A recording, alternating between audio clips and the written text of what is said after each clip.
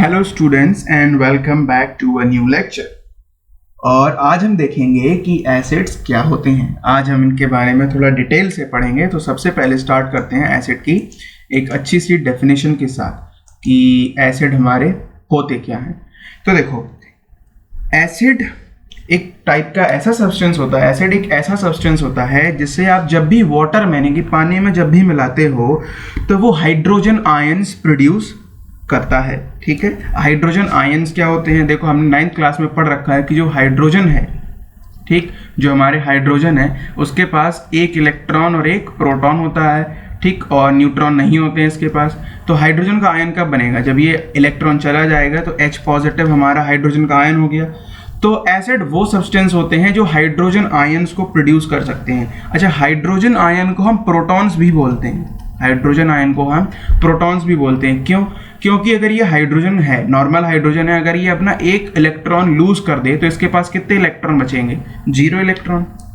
ठीक है, इसके पास 0 इलेक्ट्रॉन बचे हुए हैं, 0 न्यूट्रॉन बचे हुए हैं, सिर्फ और सिर्फ एक प्रोटॉन है। ठीक है ना, तो केवल इसके पास, क्योंकि सिर्फ और सिर्फ प्रोटॉन है, इसीलिए हाइड्रोजन आयन को प्रोटॉन भी बोला जाता है। तो कहीं कहीं आपको बुक्स में ऐसा भी लिखा हुआ मिलेगा कि N acid is a substance which produces protons on mixing with water, कि जब वो हम उसको पानी में मिलाते हैं तो वो प्रोटॉन्स को प्रोड्यूस करता है या प्रोटॉन्स में डिसोसिएट हो जाता है। तो ओके, तो ये है हमारी छोटी सी डेफिनेशन एसिड्स की कि acid is a substance which dissociates और ionise on dissolving in water. ठीक है, एसिड एक ऐसा सब्सटेंस होता है जो आयनाइज हो जाता है या डिसोसिएट हो जाता है। ठीक है, डिसोसिएट जो या तो आयनाइज हो जाता है या डिसोसिएट होता है। कब? जब हम उसे मिक्स करते हैं किसके साथ? वाटर यानी कि H2O के साथ। ठीक, अच्छा, आयनाइज होके ये प्रोड्यूस क्या करता है? आयनाइज होने के बाद प्रोड्यूस करता है H पॉजिटिव यानी कि हाइड्रोजन आयंस या फिर प्रोटॉन्स। तो हम जरा एक जनरल रिएक्शन देख लेते हैं कि एसिड जब मिलते हैं वाटर के साथ तो होता क्या है। तो हमारा एक एसिड जो है वो होता है हाइड्रोक्लोरिक एसिड। ठीक है, हाइड्रोक्लोरिक एसिड जो होता है। अब अगर इसको हम वाटर में मिलाएंगे तो वाटर में मिलाने के लिए मैं यहाँ लिख देता हूँ एक्वस। एक्वस का मतलब क्या है? इसमें पानी मिल चुका है, यानी कि लिक्विड क्या होता है? लिक्विड नॉर्मली कोई भी लिक्विड फॉर्म का सब्सटेंस होता है। एक्वस हम कब यूज करते हैं? जब हम किसी चीज को वाटर के साथ सॉल्यूशन बना लेते हैं तो हम उसको एक्वस फॉर्म बोलते हैं कि एक्वस फॉर्म में। तो जब भी HCl में जैसे ही हमने वाटर मिलाया तो होता क्या है कि एसिड है, अब ये टूटेगा, किस में टूटेगा? H पॉजिटिव आयन में यानी कि हाइड्रोजन आयन में। तो एक तो हाइड्रोजन आयन मिलेगा, बचा क्या हमारा? बचा हमारा प्लस Cl। तो ये देखो, ये हमारा एक एसिड हो गया। तो जब भी हम इसको वाटर में मिलाया तो इसने हाइड्रोजन आयंस को क्या किया? प्रोड्यूस किया। तो ये एक क्या हो गया? एसिड है। हम बोल सकते हैं कि ये एक एसिड है। तो एसिड ऐसे सब्सटेंस होते हैं जो हाइड्रोजन आयंस को प्रोड्यूस करते हैं जब भी उन्हें वाटर में मिलाया जाता है। एक और रिएक्शन हम देख लेते हैं H2SO4 की, जो और हमारा एक कॉमन एसिड है।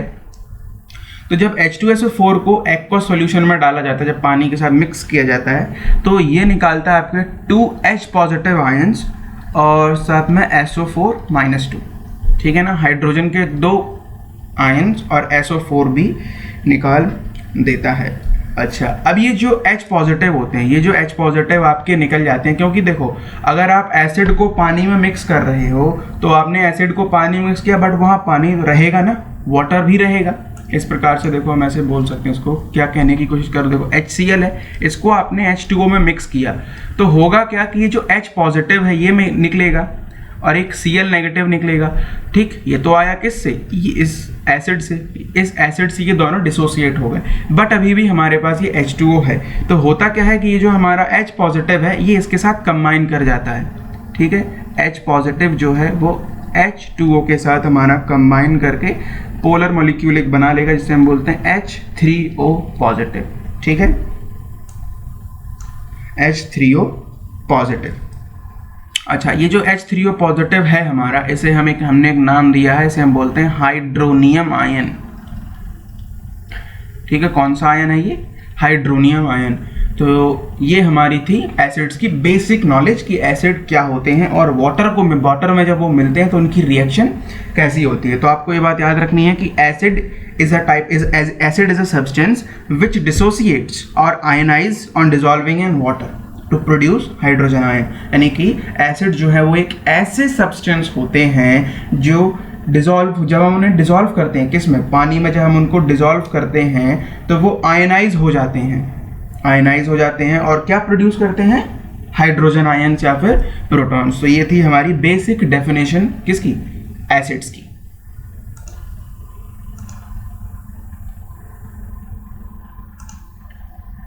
Now let's learn the types of acid. अब हम देखेंगे टाइप्स ऑफ एसिड क्या होते हैं। जो आयनाइजेशन है, जो अभी अभी हमने पढ़ा, जो कि पानी में मिलाने पे जो है वो आयनाइज हो जाते हैं, तो हम लिखेंगे आयनाइजेशन के बेसिस पे, यानी कि इसी आयनाइजेशन के बेसिस पे एसिड जो है वो दो टाइप के होते हैं, एक तो स्ट्रॉन्ग और एक वीक, यानी कि एक तो स्ट्रॉन्ग एसिड्स और वीक एसिड। तो क्या होते हैं ये स्ट्रॉन्ग एसिड और वीक एसिड? देखो होता क्या है कि जब भी हम वाटर के साथ मिलाते हैं एसिड को तो वो आयनाइज होता है, H पॉजिटिव आयन निकालता है। तो अगर कोई एसिड कंप्लीटली आयनाइज हो जाए, यानी कि उस एसिड के अंदर जितने भी हाइड्रोजन आयन हैं वो मोस्टली उन सभी को निकाल दें, यानी कि वो कंप्लीटली आयनाइज हो जाए, कंप्लीटली पूरी तरीके से टूट जाए। जैसे कि हमारा HCl होता है, HCl जो है वो कंप्लीटली टूट जाता है, ठीक है, H पॉजिटिव जितने हैं वो निकाल देगा। तो इसीलिए HCl जो है वो एक कैसा एसिड है, स्ट्रॉन्ग एसिड होता है, ठीक है। तो those acid which completely ionised in water, ठीक है ना, an acid which is completely ionised in water and thus produces a large amount of hydrogen ion, यानी कि क्योंकि अभी ये कंप्लीटली आयनाइज हो रहा है तो ये ज़्यादा अमाउंट बनाएगा, ये ज़्यादा से ज़्यादा अमाउंट बनाते हैं किसका, हाइड्रोजन आयंस का। यानी कि जब भी एक स्ट्रॉन्ग एसिड को हम पानी में मिलाते हैं तो बहुत सारे हाइड्रोजन आयंस रिलीज होते हैं। और हमारे जो वीक एसिड होते हैं, वीक एसिड में क्या होता है कि वो कंप्लीटली, यानी कि 100% डिसोसिएशन नहीं होता है, हो सकता है थोड़ा कम हो जाए, कुछ स्मॉल पोर्शन, यानी कि मान के चलो सारे के सारे हाइड्रोजन आयंस नहीं रिलीज होते हैं, वो कंप्लीटली पूरी तरीके से हाइड्रोजन आयन और दूसरे आयंस में नहीं टूटता। जैसे कि यहाँ पे आपने देखा कि जो HCl है हमारा, ठीक है, HCl वो कंप्लीटली डिसोसिएट हो रहा है H पॉजिटिव और Cl नेगेटिव में। यहाँ पे बिल्कुल भी और कोई हाइड्रोजन आयन नहीं बचे, सारे के सारे हाइड्रोजन आयन यहाँ पे फॉर्म हो जाते हैं, कंप्लीटली डिसोसिएट, पूरी तरीके से टूट चुका है वो, ठीक है, इसीलिए इसे बोलते हैं स्ट्रॉन्ग एसिड। और ऐसे एसिड जो 100% डिसोसिएट ना हो, वो हो सकता है 40% डिसोसिएट हो रहे हो, 60% डिसोसिएट हो रहे हो, 80% डिसोसिएट हो रहे हो। तो जो जितना ज़्यादा डिसोसिएट होगा, जितने ज़्यादा number of hydrogen ion produce होंगे वो ज़्यादा स्ट्रॉन्ग होगा। एग्जाम्पल के लिए केवल एक हाइपोथेटिकल सिचुएशन में आप मान लो कि आपके पास दो एसिड हैं, एक है A और एक B है। अगर A एसिड, ठीक है, A एसिड जो है वो 5 Na एटम बनाता है, यानी कि 5 Na आयंस बनाता है, ठीक। Na क्या है ये सब आपको 9th क्लास से पता होना चाहिए, यानी बताने वाला मैं, ठीक है। तो अगर वो 5 Na आयंस बनाता है और एक B है जो 6 Na दे देता है हमें हाइड्रोजन आयन के, ठीक, किसके, H पॉजिटिव आयन के। तो देखो इसने कम आयंस दिए और इसने ज़्यादा दिए, तो अगर इन दोनों को आप कंपेयर करोगे तो B जो है वो स्ट्रॉन्ग होगा और A जो है वो वीक एसिड होगा इन दोनों के बीच में, इन दोनों के कंपेरिजन में। तो वो एसिड जो large amount of hydrogen ions को प्रोड्यूस करता है और mixing with water are known as strong acids, ठीक है। तो ये हमारे हो गए स्ट्रॉन्ग एसिड्स और वीक एसिड्स। नाउ अब सोर्स की बेसिस पे कि हमें एसिड जो है वो मिल कहाँ से रहा है, ठीक है, सोर्स के बेस पे भी एसिड को हमने डिवाइड कर रखा है 2 टाइप्स में। एक तो होते हैं हमारे ऑर्गेनिक एसिड और एक होते हैं हमारे मिनरल एसिड। तो देखो ऑर्गेनिक एसिड क्या होते हैं। ऑर्गेनिक एसिड जो हमारे प्लांट्स या एनिमल्स से हमें मिले, ऐसे एसिड जो हमें प्लांट्स में मिलते हैं या एनिमल्स में मिल पाए जाते हैं, वो होते हैं हमारे ऑर्गेनिक एसिड। एग्जाम्पल के लिए जैसे कि हमारा सिट्रिक एसिड होता है, ठीक है, एक एसिड होता है सिट्रिक एसिड, लिख देता हूँ मैं यहाँ पे सिट्रिक एसिड। तो जो सिट्रिक एसिड है वो सिट्रस फ्रूट में पाया जाता है, जैसे कि आपका टोमेटो हो गया, ठीक है, लेमन हो गया। तो जो लेमन है उसमें सिट्रिक एसिड होता है, इसीलिए वो खट्टा होता है, ठीक है। तो ये क्या है, ऑर्गेनिक है, ये प्लांट में पाया गया। सिट्रिक एसिड कहाँ पाया गया, लेमन एक प्लांट है, इसीलिए सिट्रिक एसिड कैसा होगा, एक ऑर्गेनिक एसिड होगा। एक एसिड होता है आपका लैक्टिक एसिड, इन सभी को आप लिख लीजिए। लैक्टिक एसिड आपको कर्ड यानी कि दही में मिलता है, ठीक। एक आपका टार्टरिक एसिड होता है, टार्टरिक एसिड जो आपको मिलता है टैमरिंड में, ठीक, इसको हिंदी में आप इमली बोलते हो, खाइए सभी ने, ठीक। एक और भी एसिड होते हैं जैसे कि हमारा ऑक्सैलिक एसिड है, ठीक है, सिट्रिक एसिड टोमेटो में नहीं होता, तो ऑक्सैलिक एसिड है वो होता है टोमेटो में। फॉर्मिक एसिड होता है एक, FORMIC, फॉर्मिक एसिड, ठीक है, जो हमें जो चींटी होती है ना उसके अंदर जैसे चींटी काट लेती है तो उसके अंदर क्या होता है, फॉर्मिक एसिड होता है। तो जब चींटी काटती है तो जो हमारा फूल जाता है वो इसी वजह से होता है क्योंकि वो एसिड रिलीज कर देती है हमारी बॉडी में। एक कार्बोनिक एसिड होता है, ठीक है, वो मिनरल आएगा तो हम उसको देखेंगे। कार्बोनिक एसिड भी होते हैं और भी कई एसिड्स होते हैं। तो ये कुछ मेन एसिड्स हैं जो हमें प्लांट्स और एनिमल्स से मिलते हैं, ठीक है, जिनमें एसिटिक एसिड हो गया आपका जो विनेगर से मिलता है, सिट्रिक एसिड मैंने आपको बता दिया, सिट्रस फूड खट्टे खट्टे जो फ्रूट्स होते हैं वहाँ से मिलता है, लैक्टिक एसिड आपको कर्ड से मिल गया, टार्टरिक एसिड आपको टैमरिंड से मिल जाता है, ऑक्सैलिक एसिड टोमेटो में होता है, फॉर्मिक एसिड होता है आंट की स्टिंग में, एंट स्टिंग जो चींटी की काटने की स्टिंग होती है उसमें होता है। अब हम बात करते हैं मिनरल एसिड की, ठीक है, कि मिनरल एसिड्स क्या होते हैं। तो आपने देखा होगा जो अर्थ के जितने भी मिनरल्स हैं, ठीक, अर्थ की क्रस्ट में जो मिनरल्स मिलते हैं, अगर किसी एसिड को इन मिनरल्स से प्रिपेयर किया जाए तो वो हो जाता है हमारा मिनरल एसिड, ठीक है। एग्जाम्पल के लिए जितने भी हमारे स्ट्रॉन्ग एसिड होते हैं, HCl, H2SO4, ठीक है, ये होता है हाइड्रोक्लोरिक एसिड, और ये हमारा होता है सल्फ्यूरिक एसिड। इसके बाद हमारा होता है nitric acid, HNO3, nitric acid. ये सारे क्या होते हैं, ये मिनरल एसिड होते हैं क्योंकि ये अर्थ के मिनरल जो अर्थ की क्रस्ट में मिनरल्स पाए जाते हैं अर्थ में, उनके सोर्सेज से, उन्हीं को निकाल के उन्हीं से बनाया जाता है, उन्हीं मिनरल से ये बनाया जाता है। अच्छा, जितने भी मिनरल एसिड होते हैं उनकी एक खासियत होती है कि ये सारे के सारे स्ट्रॉन्ग होते हैं। कैसे होते हैं, स्ट्रॉन्ग, यानी कि अगर आप किसी भी मिनरल एसिड को पानी में मिलाओगे तो वो कंप्लीटली नियरली 100% लगभग पूरा का पूरा डिसोसिएट हो जाएगा, पूरा का पूरा टूट जाएगा। वो जितने भी हाइड्रोजन आयन दे सकता है, जितनी भी उसकी ताकत है, कैपेसिटी है H पॉजिटिव आयन देने की, वो दे देगा।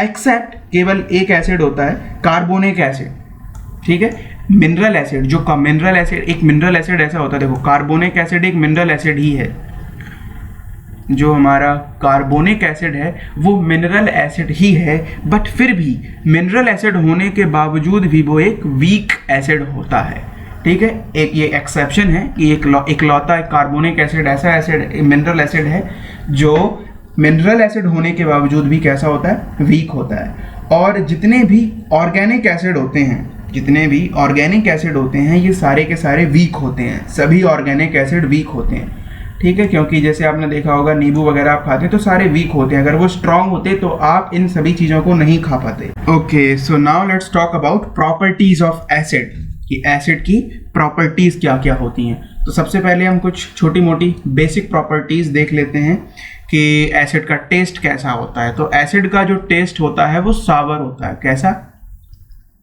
सावर टेस्ट, यानी कि इनका जो स्वाद होता है वो खट्टा होता है। दूसरा, ये आप देख ही चुके हो कि एसिड जो है वो ब्लू लिटमस को रेड में चेंज कर देते हैं। तो ये भी एक प्रॉपर्टी है कि acid turn blue litmus to red, acid है सावर टेस्ट। अच्छा, तीसरी प्रॉपर्टी, दे कंडक्ट इलेक्ट्रिसिटी। क्या करते हैं ये एसिड जो है वो इलेक्ट्रिसिटी को कंडक्ट करते हैं, यानी कि अगर आप एक बाउल लोगे उसका मतलब, यानी कि इलेक्ट्रिसिटी कंडक्शन का मतलब क्या है, उनके थ्रू इलेक्ट्रिसिटी पास हो सकती है। और क्योंकि ये इलेक्ट्रिसिटी को कंडक्ट करते हैं, या कोई भी अगर सब्सटेंस है अगर वो इलेक्ट्रिसिटी को कंडक्ट करता है, इसीलिए इन्हें इलेक्ट्रोलाइट्स भी कहा जाता है, इलेक्ट्रोलाइट्स, ठीक है। अगर आप 2 पॉइंट में से कुछ भी बोल सकते हो, acid are capable of conducting electricity, या फिर सीधे बोल दो कि एसिड्स आर इलेक्ट्रोलाइट्स, कि एसिड क्या होते हैं, इलेक्ट्रोलाइट्स होते हैं। तो ये बात अंडरस्टूड होती है कि जो भी चीज़ इलेक्ट्रोलाइट है वो जो है इलेक्ट्रिसिटी को कंडक्ट कर सकती है। ओके, तो ये 3 हमारी छोटी छोटी प्रॉपर्टीज हो गई। एक और प्रॉपर्टी आप देख सकते हो जो डेफिनेशन के ऊपर बेस्ड है कि acid produce H positive ion when mixed with water, कि जब हम पानी में जब एसिड को मिक्स करते हैं तो वो कौन से आयन प्रोड्यूस करते हैं, H पॉजिटिव आयन। तो ये हमारी कुछ प्रॉपर्टीज थी। अब हम इनकी केमिकल प्रॉपर्टीज जो हार्ड कोर प्रॉपर्टीज हैं उन्हें हम पढ़ लेते हैं, जो इनकी केमिकल रिएक्शन है, जो इस चैप्टर का हार्ड कोर है, मतलब एसिड्स के बारे में आपको ये पता होनी चाहिए। नंबर 5 है एक्चुअली।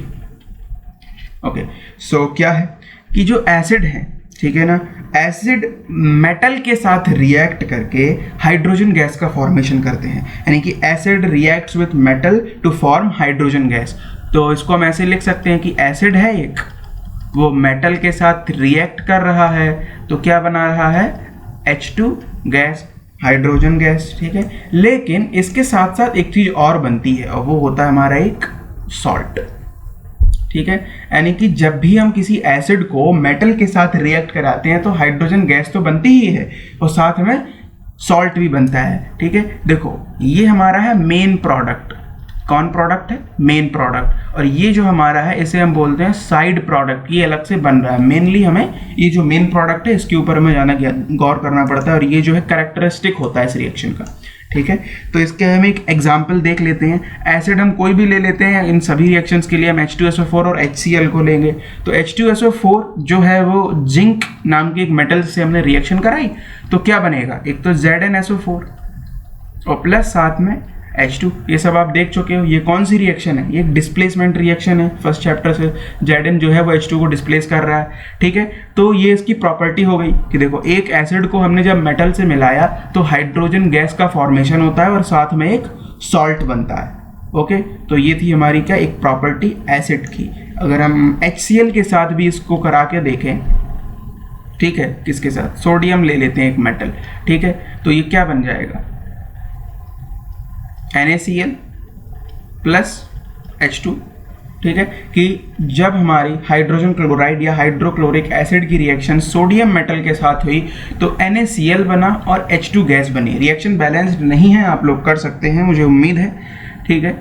तो ये थी हमारी छोटी सी रिएक्शन। तो आपको याद रखना है कि एसिड को किसी भी मेटल के साथ, जरूरी नहीं है कि जिंक हो, सोडियम हो, कोई भी मेटल हो तो कम से कम हाइड्रोजन गैस हमेशा बनती है और करस्पॉन्डिंग सॉल्ट, यानी कि जो मेटल आपने लिया है, जो एसिड आपने लिया है, उन दोनों को मिक्स करके एक सॉल्ट बन जाता है, ठीक है। ये NaCl सॉल्ट होता है, आपने घर में खा रखा है, ये नमक होता है हमारा NaCl, ठीक। अब मूव करते हैं हम अगली प्रॉपर्टी की तरफ, जो है हमारी छठवीं प्रॉपर्टी, ठीक है। ये प्रॉपर्टी है कि acid reacts with metal carbonates and metal bicarbonates to form carbon dioxide gas. यानी कि जो एसिड हैं, ठीक है, जितने भी हमारे एसिड होते हैं वो मेटल कार्बोनेट के साथ मिलके, मेटल कार्बोनेट में बताऊंगा क्या होता है ये, चाहे तो वो मेटल कार्बोनेट के साथ मिले तो कौन सी गैस बनाते हैं, CO2। और भी प्रोडक्ट बनेंगे, ऐसा नहीं है कि और नहीं बनेंगे, लेकिन मेन प्रोडक्ट ये रहता है तो उसको याद हम ऐसे ही रखते हैं कि acid reacts with metal carbonate to form carbon dioxide, क्योंकि ये इसकी क्या है, प्रॉपर्टी है एसिड की, कि अगर आप एसिड को मेटल कार्बोनेट में रिएक्ट करोगे तो जो चीज़ें बनेंगी, लेकिन मेन चीज़ जो कैरेक्टरिस्टिक है, जो प्रॉपर्टी के लिए यूज़ की जाती है, वो है कार्बन डाइऑक्साइड, ठीक है। और एक और है कि एसिड जब मेटल बाइकार्बोनेट के साथ रिएक्ट करते हैं तब भी क्या बनता है, CO2। मेटल बाइकार्बोनेट को मेटल हाइड्रोजन कार्बोनेट भी बोलते हैं, इस बात को आपको याद रखना है। अब ये मेटल कार्बोनेट और मेटल बाइकार्बोनेट होता क्या है, हम थोड़ा इसको देख लेते हैं। तो कार्बोनेट जो है वो एक आयन है, ठीक है। क्या है, जो कार्बोनेट होता है वो आयन होता है। आप लोगों ने अगर 9th क्लास में ध्यान दिया तो CO3 नाम का हमारा एक आयन था, CO3-2, ठीक है। इसी को हम क्या बोलते हैं, कार्बोनेट। और एक आयन होता है हमारा बाइकार्बोनेट। बाइकार्बोनेट में बस H लग जाता है आगे, HCO3, और इसकी वैलेंसी सिर्फ -1 होती है, इस पे चार्ज केवल एक -1 होता है, ठीक है। CO3 पे चार्ज -2 होता है। तो ये है हमारा कार्बोनेट और ये हमारा बाइकार्बोनेट। अब मेटल कार्बोनेट क्या होगा, जब भी कोई मेटल इसके साथ जुड़ जाए, मेटल के लिए लेट से Na, सोडियम को जोड़ देते हैं, तो अगर हम इसके साथ सोडियम जोड़ दें Na2CO3, यानी कि अगर हम मेटल के साथ जोड़ के इसका कंपाउंड बना दें तो क्या हो गया, मेटल कार्बोनेट। तो ये मेटल पार्ट हो गया, ये कार्बोनेट पार्ट हो गया, इसीलिए इसे मेटल कार्बोनेट बोलते हैं। अब मेटल बाइकार्बोनेट क्या होगा, अगर आप मेटल को एक बाइकार्बोनेट के साथ जोड़ दोगे, सोडियम को HCO3 के साथ जोड़ दो, NaHCO3, अब इनके कंपाउंड कैसे बनेंगे, वही पुराना तरीका, क्रॉस मल्टीप्लिकेशन करके ऊपर Na नीचे HCO3, दोनों की वैलेंसीज क्रॉस मल्टीप्लाई करके NaHCO3 बन गया।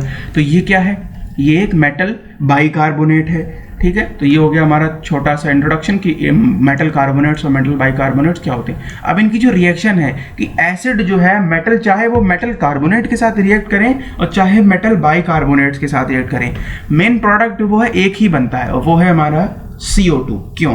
क्योंकि देखो मेटल कार्बोनेट और मेटल बाइकार्बोनेट दोनों में ही ये कार्बोनेट आयन होता है। इसी कार्बोनेट आयन की वजह से ये एसिड जो है वो CO2 को रिलीज करते हैं मिलने पर। ठीक है, चलो तो जो नॉर्मल इसकी जनरल रिएक्शन है वो हम देख चुके हैं कि एसिड को आपने मेटल कार्बोनेट के साथ मिलाया, पहले मैंने यहाँ लिखी हुई है, देखो ये जनरल रिएक्शन है कि एसिड जो है वो मेटल कार्बोनेट के साथ मिलके CO2 और एसिड जो है वो मेटल बाइकार्बोनेट के साथ मिलके भी CO2 देते हैं।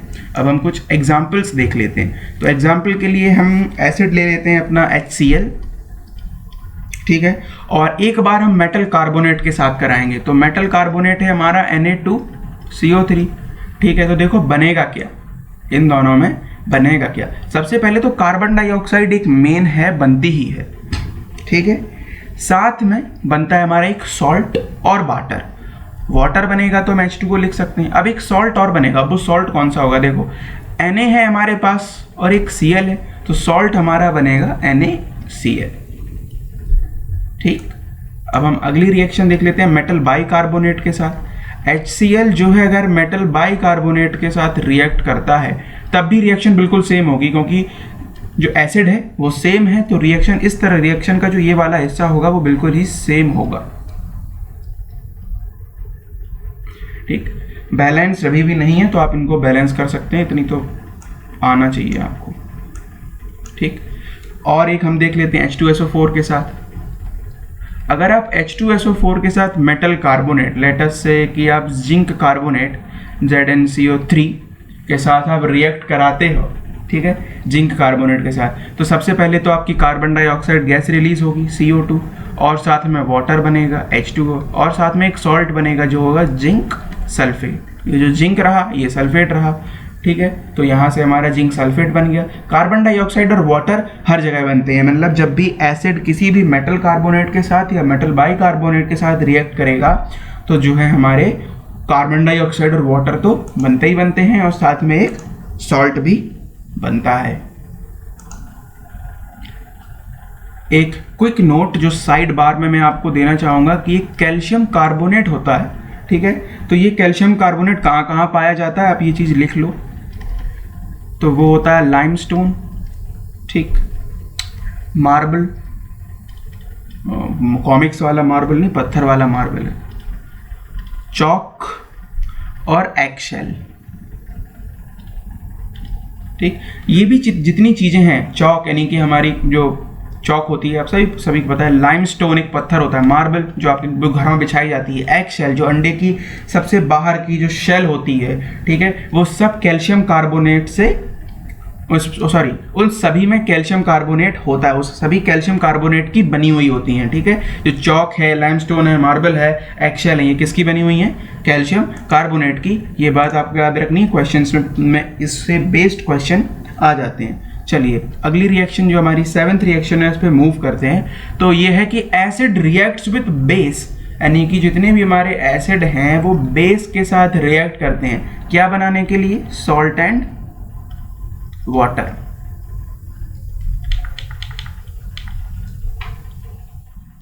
सॉल्ट एंड वाटर, जितने भी एसिड हैं वो सब किसी भी बेस के साथ, कोई भी एसिड किसी भी बेस के साथ मिलके क्या बनाएगा, एक सॉल्ट और एक वाटर, यानी कि सॉल्ट और वाटर एक सॉल्ट में।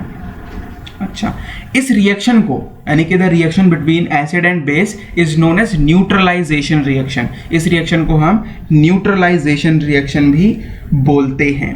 ओके, क्यों बोलते हैं, क्योंकि देखो एसिड का एसिडिक कैरेक्टर और बेस का बेसिक कैरेक्टर दोनों ही खत्म हो गए। एसिड ने क्या किया, एसिड ने बेस के बेसिक कैरेक्टर को खत्म कर दिया और बेस ने एसिड के एसिडिक कैरेक्टर को खत्म कर दिया, यानी कि जो हमारा प्रोडक्ट बना वो ना तो एसिडिक रहा ना बेसिक रहा, वो बीच में हो गया, बीच का आ गया तो न्यूट्रल हो गया वो, तो इसीलिए क्या हो गया, न्यूट्रलाइज कर दिया। एसिड ने बेस को न्यूट्रलाइज किया, बेस ने एसिड को न्यूट्रलाइज किया। एग्जाम्पल के लिए एसिड हम ले लेते हैं HCl और बेस ले लेते हैं NaOH, ठीक है।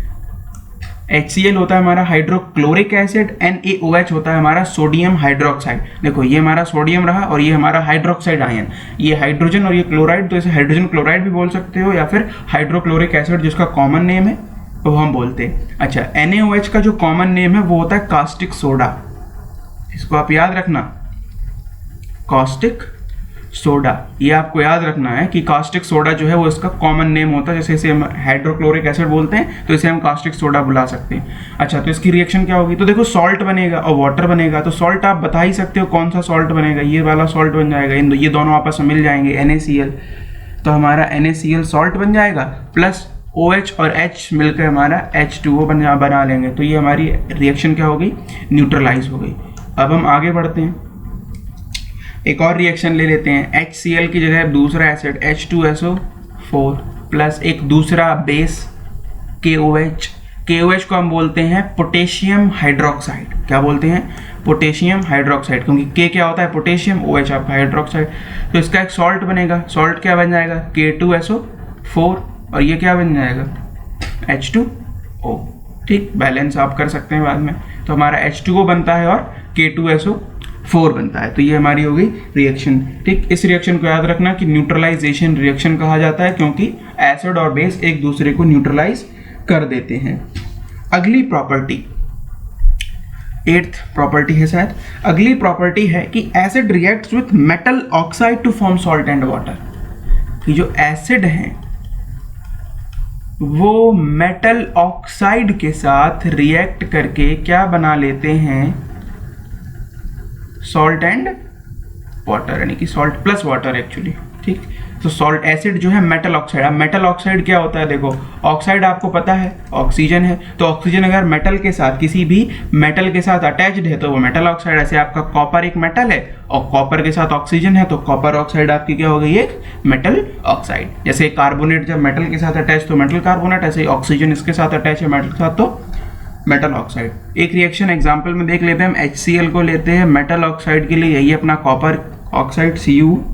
अगर आप इसको रिएक्शन करोगे तो देखो कॉपर और क्लोरीन मिलके बनाएगा CuCl2। ठीक, और हाइड्रोजन और ऑक्सीजन जो बचे हुए हैं और वाटर तो हमारा निकलना ही निकलना है, तो H2O आ गया। ये आपका एक एसिड हो गया, ये आपका मेटल ऑक्साइड, और ये क्या हो गई आपकी? Salt and water. एक बात जो आपको इंपॉर्टेंट है याद रखनी है कि जो मेटल ऑक्साइड है ये एक बेसिक होती है। कैसी होती है? बेसिक। इसका नेचर कैसा होता है? बेसिक, क्योंकि देखो ये हमारा एसिड था, ठीक, ये हमारा क्या है? एसिड। तो इससे हो क्या रहा है? एसिड देखो केवल सॉल्ट बन गया, एसिड किस में कन्वर्ट हो गया? सॉल्ट में। तो एसिड के एसिडिक कैरेक्टर को कौन खत्म कर सकता है? एसिड के एसिडिक कैरेक्टर को बेस ही तो खत्म कर सकता है, या फिर कोई ऐसी चीज खत्म कर सकती है जिसके पास बेसिक कैरेक्टर हो। इसीलिए इसको हम बोलते हैं कि बोलते क्या है, मतलब इसका होता है बेसिक कैरेक्टर होता है। तो आपको ये बात याद रखनी है कि जो मेटल ऑक्साइड है वो बेसिक होती है नेचर में। ठीक है, तो ऐसी कोई भी चीज जो एसिड को के एसिडिक नेचर को खत्म कर दे, ठीक, कोई भी चीज जो एसिड के एसिडिक नेचर को खत्म कर देगी वो मोस्टली बेसिक ही तो होगी। ठीक, अब हम मूव करते हैं अपनी अगली प्रॉपर्टी की ओर। Let me just clear the canvas. अगली प्रॉपर्टी है 9th कि जो एसिड हैं हमारे वो मेटल हाइड्रोक्साइड, ठीक है, किसके साथ? Metal hydroxide. अगर मैं मेटल को M लिखूं और हाइड्रोक्साइड को OH तो OH, MOH। यानी कि अगर OH के साथ अगर कोई मेटल जुड़ा हुआ है, जैसे लेट से मेटल है हमारा पोटेशियम, ठीक, पोटेशियम के साथ हाइड्रोक्साइड जुड़ा हुआ है KOH, तो ये क्या है? Metal hydroxide. और आपको पता ही है कि मेटल हाइड्रोक्साइड भी कैसे होंगे? बेसिक होंगे। ये बात आपको याद रखनी है कि मेटल हाइड्रोक्साइड का कैरेक्टर कैसा होता है? बेसिक। ठीक, तो एसिड और मेटल हाइड्रोक्साइड की जो रिएक्शन होती है ये भी एज न्यूट्रलाइजेशन रिएक्शन सॉल्ट और वाटर को रिलीज करेगी। ठीक, एग्जाम्पल के लिए एसिड हम ले लेते हैं अपना HCl, ठीक, और मेटल हाइड्रोक्साइड, देखो मेटल हाइड्रोक्साइड KOH का एग्जाम्पल हम पहले ही देख चुके हैं, NaOH का हम पहले ही देख चुके हैं। ठीक, तो हम किसी दूसरे मेटल हाइड्रोक्साइड का देखेंगे तो वो हो जाएगा हमारा MgOH, मैग्नीशियम हाइड्रोक्साइड। ठीक, तो मैग्नीशियम हाइड्रोक्साइड जब रिएक्ट करेगा HCl के साथ तो क्या बनेगा? एग्जैक्टली MgCl2 और हमारा H2। ठीक, तो देखो पानी बन गया और एक सॉल्ट बनेगा, तो इसने क्या किया? इसके एसिडिक कैरेक्टर को खत्म कर दिया, तो ये कैसा होगा? बेसिक। साइड नोट लिखो कहीं साइड में कि ये जो MgOH का होल ट्वाइस है इसे हम एक और नाम से जानते हैं, जिसे हम बोलते हैं milk of magnesia. Milk of magnesia इसका नाम होता है, ये इंपॉर्टेंट है, ठीक, बहुत ही ज़्यादा इंपॉर्टेंट, ये भर भर के इंपॉर्टेंट है, लिख लो, भर भर के इंपॉर्टेंट। ठीक है, इसको लिख लेना कि MgOH जो है वो मिल्क ऑफ मैग्नीशिया होता है। इसका यूज़ देखो कहाँ होता है, यूज़ भी मैं भी बता देता हूँ आपको। देखा होगा डाइजेशन, सॉरी इनडाइजेशन की जब प्रॉब्लम होती है, जलन होती है ना पेट वगैरह में, तो ये मिल्क ऑफ मैग्नीशिया कई लोगों को दिया जाता है ताकि उनकी वो खत्म हो जाए। पेट में जब एसिडिटी हो जाती है, क्यों? क्योंकि पेट की जो एसिडिटी है ना, वो एसिडिटी को ख़त्म कर देता है ये। क्यों? क्योंकि पेट में जो एसिडिटी है वो एसिड की वजह से होती है, तो ये जाके उस एसिड को क्या करेगा, न्यूट्रलाइज कर देगा। ठीक, तो इसका नाम होता है मिल्क ऑफ मैग्नीशिया, ये इंपॉर्टेंट है, इसके नाम को आप लोग याद रखना। तो ये हमारी कुछ मेन प्रॉपर्टीज़ थी एसिड्स की। और एक लास्ट प्रॉपर्टी जो रह गई है 10th, लिख लो कि एसिड्स हैव करोसिव नेचर। ठीक है, एसिड्स हैव करोसिव नेचर, और मोस्टली मिनरल एसिड। ठीक है, एसिड में भी हम बोलेंगे कौन से एसिड, मिनरल। ऑर्गेनिक एसिड का भी होता है, लेकिन जो ऑर्गेनिक एसिड की करोजन होती है ना, वो बहुत ही कम होती है। ठीक, तो मिनरल एसिड की करोसिव नेचर से इसका मतलब क्या होता है, तो इसका मतलब ये है कि जितने भी मिनरल एसिड होते हैं वो हमारी, अगर सपोज आपकी स्किन के ऊपर गिर गया तो वो जल सकती है आपकी स्किन। ठीक है, अगर आप किसी एसिड को, जैसे आपने देखा होगा लोग फेंक देते हैं एसिड वगैरह, तो अगर एसिड आपकी स्किन के ऊपर गिर जाता है तो जल जाती है। एसिड को आप किसी मेटल के ऊपर, लोहे के ऊपर, किसी भी मेटल के ऊपर डाल दो तो जल जाएगी। एसिड को आप लकड़ी के ऊपर डाल दो तो वो लकड़ी भी जल जाएगी, किसी भी मेटल स्ट्रक्चर के ऊपर। इसीलिए इन्हें हम क्या बोलते हैं, करोसिव नेचर होता है एसिड्स का। ठीक है, अगर आप किसी कपड़े के ऊपर डालोगे तो वो भी जल जाएगा। तो ये हमारी कुछ प्रॉपर्टीज थी एसिड की। तो एक बार जो है मैं आपको रिपीट कर देता हूं अभी सारी की सारी प्रॉपर्टीज को। पहली है कि हमारी एसिड हैं, उनके सावर नेचर होता है, वो ब्लू लिटमस को रेड लिटमस में चेंज करते हैं। इलेक्ट्रोलाइट्स होते हैं क्योंकि वो इलेक्ट्रिसिटी को कंडक्ट करते हैं। मेटल के साथ रिएक्ट करके एसिड हाइड्रोजन गैस बनाते हैं। मेटल कार्बोनेट और मेटल हाइड्रोजन कार्बोनेट के साथ मिलकर कार्बन डाइऑक्साइड का फॉर्मेशन करते हैं। बेसिस के साथ रिएक्ट करके एसिड सॉल्ट का फॉर्मेशन करते हैं। Acid react with metal oxide to form salt, और जो मेटल ऑक्साइड के साथ है वो सॉल्ट बनाएंगे मेटल ऑक्साइड के साथ रिएक्ट करके। एसिड जो है वो मेटल हाइड्रोक्साइड के साथ रिएक्ट करके भी सॉल्ट और वाटर बनाते हैं। और लास्टली मेटल जो है एसिड जो है उनका नेचर कैसा होता है, करोसिव। तो ये हमारी कुछ प्रॉपर्टीज थी जो हमें याद रखनी होंगी, मतलब आपको याद रखनी होंगी। ठीक है, तो अभी एक चीज़ इंपॉर्टेंट जो है बता दूं कि एसिड इलेक्ट्रोलाइट्स क्यों होते हैं। ठीक, हमें पता है एसिड जो है वो इलेक्ट्रिसिटी कंडक्ट करते हैं, बट क्यों करते हैं इलेक्ट्रिसिटी कंडक्ट? तो आपने इलेक्ट्रिसिटी चैप्टर में पढ़ रखा है कि इलेक्ट्रिसिटी क्या होता है, सिर्फ और सिर्फ इलेक्ट्रॉन्स का फ्लो होता है।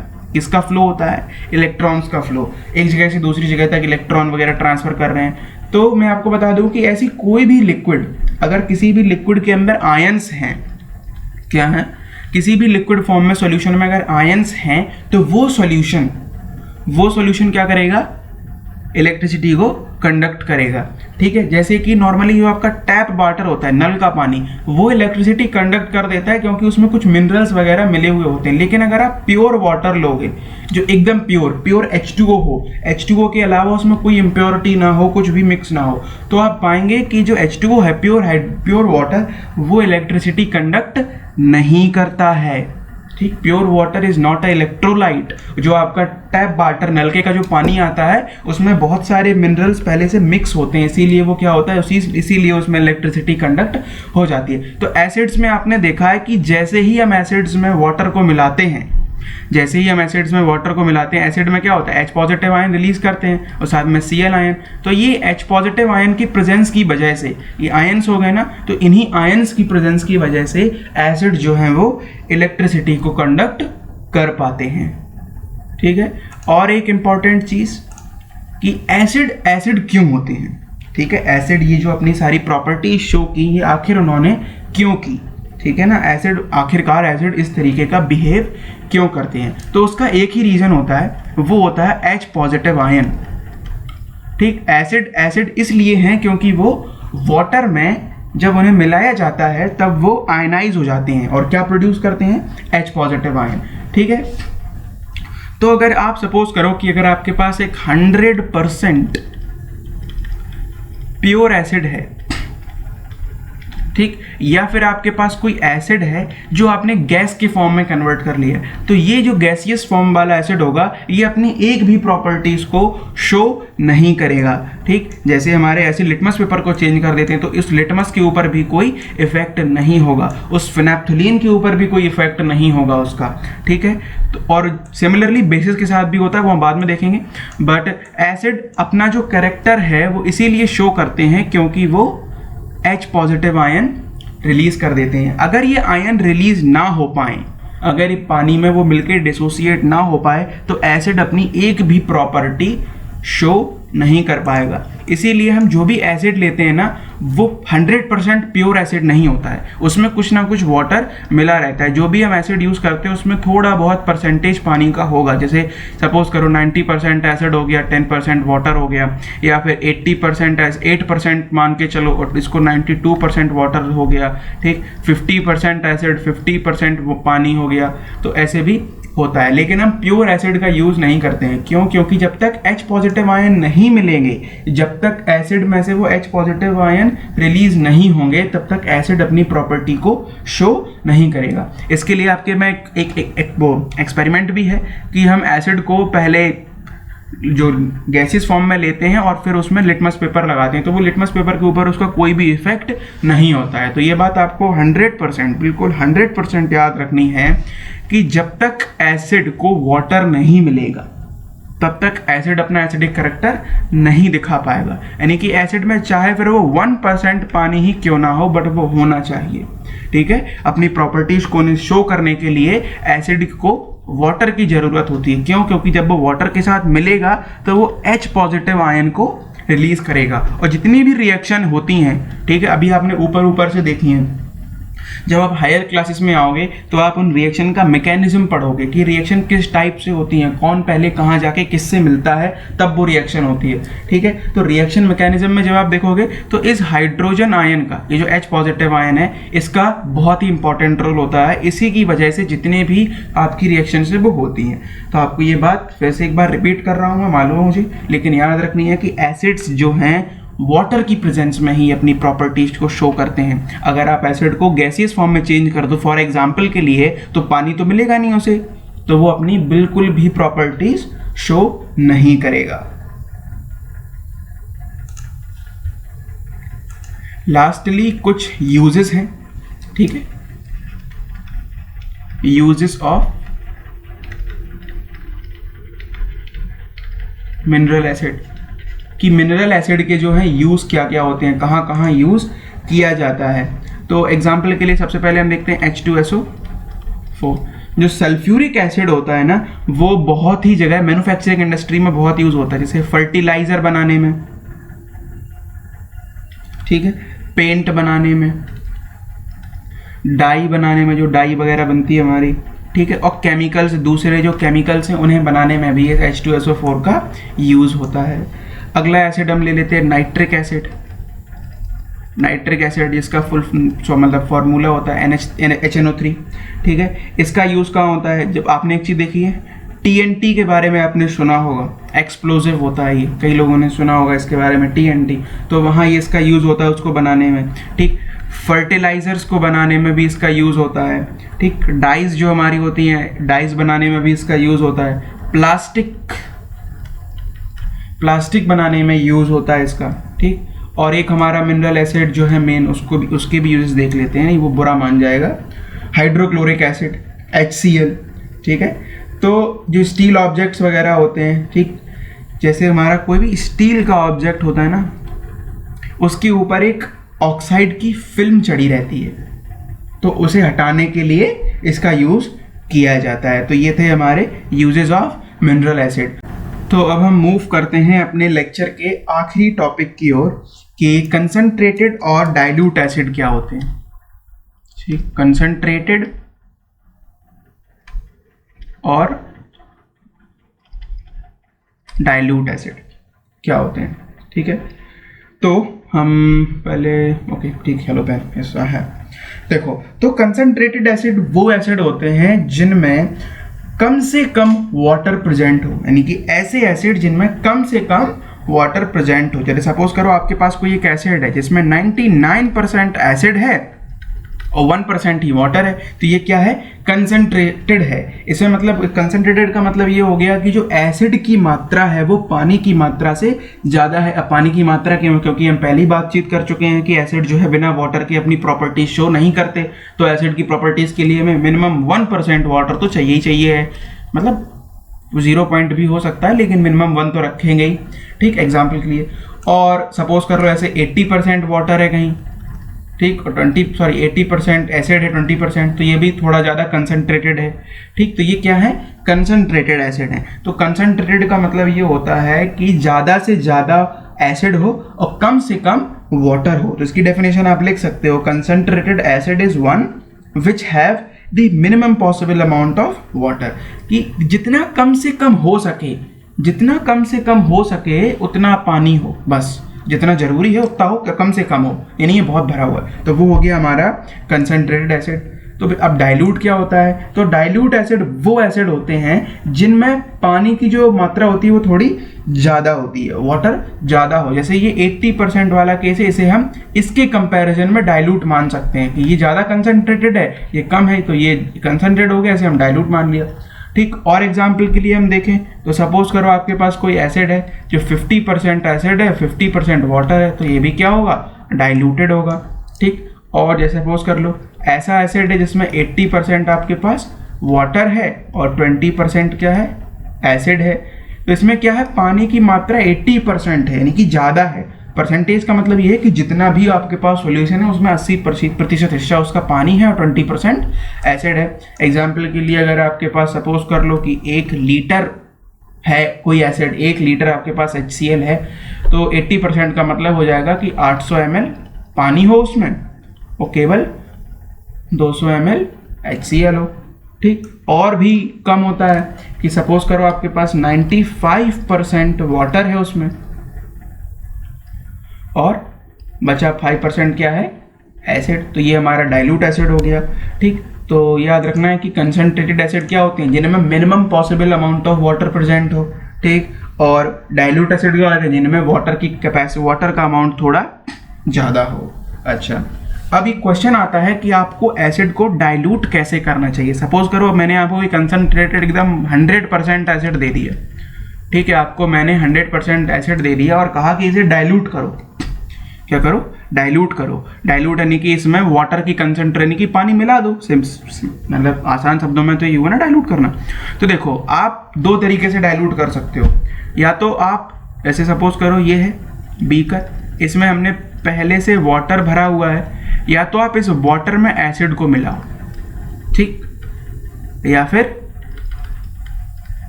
पहले से एसिड भरा हुआ है और इस एसिड में वाटर को मिलाओ। बट इन दोनों में से हम केवल एक ही तरीका यूज़ करते हैं, क्योंकि दूसरा तरीका बहुत ही ज़्यादा, मेरा मतलब है बहुत ही ज़्यादा खतरनाक है, और वो दूसरा तरीका है ये, तो हम इसको यूज़ नहीं करेंगे। हम वाटर को एसिड में नहीं मिलाते, हम वाटर में एसिड को मिलाते हैं, सॉरी, हम एसिड में वाटर को नहीं मिलाते, हम एसिड में वाटर को नहीं मिलाएंगे, हम वाटर में एसिड को मिलाते हैं, ठीक है। तो ये नोट कर लेना कि dilution should be done by adding acid to water, ठीक है। एसिड को वाटर में ऐड करते हुए डाइल्यूशन होना चाहिए, ना कि पानी को एसिड में मिलाते हुए। एसिड को पानी में मिलाया जाता है, पानी को एसिड में नहीं।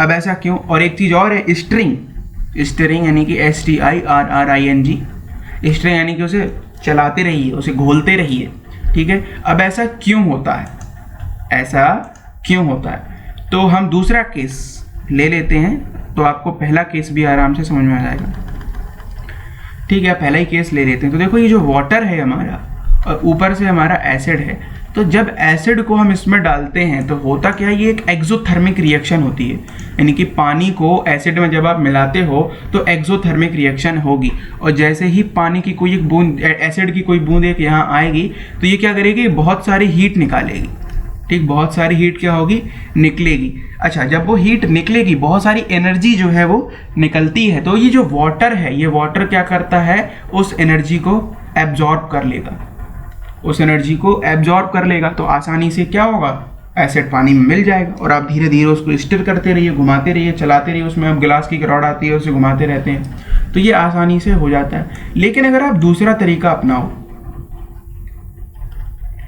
कि यहाँ एसिड है और ऊपर से आपने वाटर इसमें डाल दिया, तो होगा क्या, एसिड तो वाटर में चला जाएगा यहाँ, और क्योंकि अभी भी पानी और एसिड एक दूसरे के साथ मिल रहे हैं, तो ये भी रिएक्शन कैसी होगी, एक्सोथर्मिक ही होगी।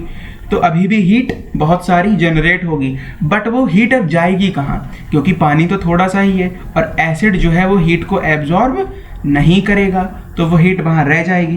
तो इससे होगा ये कि जो ग्लास का बीकर है वो टूट सकता है, क्योंकि ये जो हीट है ना वो धीरे धीरे एनर्जी जो है वो वहाँ हीट के फॉर्म में जा सकती है, वहाँ टूट सकती है। तो इसकी वजह से अगर ये टूट गया तो ये जो प्योर एसिड है ये किसी के ऊपर गिर सकता है, ठीक है। तो उसकी वजह से कोई हैजार्ड या एक्सीडेंट क्रिएट ना हो, इसीलिए हम हमेशा क्या करते हैं, एसिड को ऐड करते हैं पानी में। क्यों, आपको मैं बता चुका हूँ, इसलिए क्योंकि जब भी एसिड और वाटर मिक्स होते हैं, जब हम एसिड को वाटर में ऐड करते हैं तो रिएक्शन हमारी एक्सोथर्मिक होती है, बहुत सारी एनर्जी निकलती है। और क्योंकि वाटर अभी ज़्यादा है, क्योंकि हम एसिड में वाटर को मिला रहे हैं, इसलिए जितना वाटर है वो हीट को एब्जॉर्ब कर लेगा और रिएक्शन जो है वो स्टेबल हो जाएगी, सारी की सारी हीट जो है वाटर एब्जॉर्ब कर लेता है, ठीक है। तो ये था हमारा इसका लेक्चर एसिड्स का। तो आपने आज देख लिया कि एसिड की डेफिनेशन क्या होती है, आयनाइजेशन क्या होता है। आयनाइजेशन बेसिकली कि एसिड पानी में मिला तो आयंस में कन्वर्ट हो जाता है, रिलीज करता है आयंस को।